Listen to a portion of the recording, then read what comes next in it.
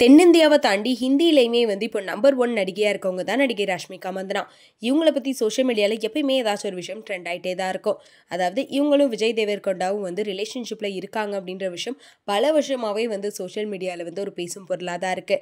இந்த நிலையில் இவங்க நடித்த அனிமல் படத்துக்கு மக்கள் மத்தியில் நல்ல வரவேற்பு கிடைச்சிது.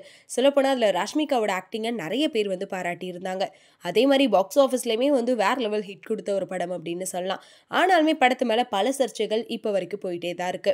இதை தொடர்ந்து இப்போ ரீசெண்டாக வந்து டைரக்டர் சேகர் கமலா டைரக்ஷனில் தனுஷ்க்கு ஜோடியா குபேரா அப்படின்ற படத்தில் வந்து ராஷ்மிகா நடிச்சிருந்தாங்க.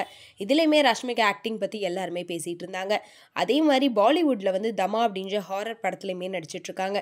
இவங்க நடிக்கிற ஃபர்ஸ்ட் ஹாரர் படம் அப்படின்னு கிட்ட சொல்லலாம். இப்படி தொடர்ந்து பல படங்கள் வந்து ராஷ்மிகா பண்ணிட்டு இருந்தாலுமே இப்போ ரீசெண்டாக அனிமல் படத்தை பற்றி அவங்க பேசின ஒரு விஷயம் வந்து சோஷியல் மீடியாவில் செம்ம வைரலாக போயிட்டுருக்கு. அதாவது அனிமல் படத்துக்கு வந்து பல சர்ச்சைகள் வந்து வந்துட்டே தான் இருந்துச்சு.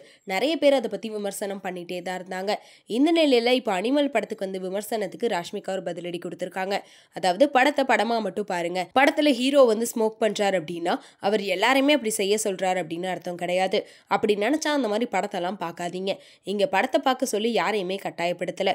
சினிமா அப்படின்றது வந்து ஒரு என்டர்டைன்மெண்ட்காக தான். அதை விமர்சிப்பது வந்து ரொம்பவே தப்பான விஷயம். நான் வந்து எப்பவுமே சினிமாவில் வந்து ஸ்மோக் பண்ற மாதிரி நடிக்கவே மாட்டேன் அப்படின்னுமே சொல்லியிருக்காங்க. ஸோ இப்படி இவங்க பேசின விஷயம் வந்து சோஷியல் மீடியாவில் ரொம்ப வைரலாக போயிட்டு இருக்கு. அது மட்டும் இல்லாமல் ராஷ்மிகா எப்பயுமே வந்து என்ன பண்ணாலுமே இந்த விஷயத்தை ட்ரெண்ட் ஆக்கிட்டு தான் இருப்பாங்க. அவங்க ஏதாச்சும் ஒரு ஃபங்க்ஷனில் வந்து சிரிச்சு பேசிட்டு இருந்தாங்க அப்படின்னா அவங்களோட கியூட் ரியாக்ஷன், நேஷனல் க்ரஷ், அப்புறம் விஜய் தேவர்கொண்டா கூட வந்து இவங்க டேட்டிங் போயிருக்காங்க. ஸோ இவங்க 2 பேரும் வந்து இந்த மாதிரி ஏர்போர்ட்டில் மீட் பண்ணாங்க அப்படின்னு சொல்லி தொடர்ந்து அவங்கள பற்றி நிறைய விஷயங்கள் வந்துட்டு இருந்துச்சு.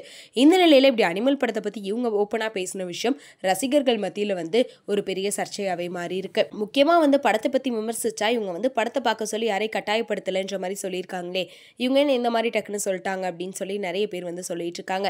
அதே மாதிரி இவங்க வந்து படத்தில் வந்து ஸ்மோக் பண்ண மாட்டேன் அப்படின்றதையும் வந்து தெரிவிச்சிருந்தாங்க.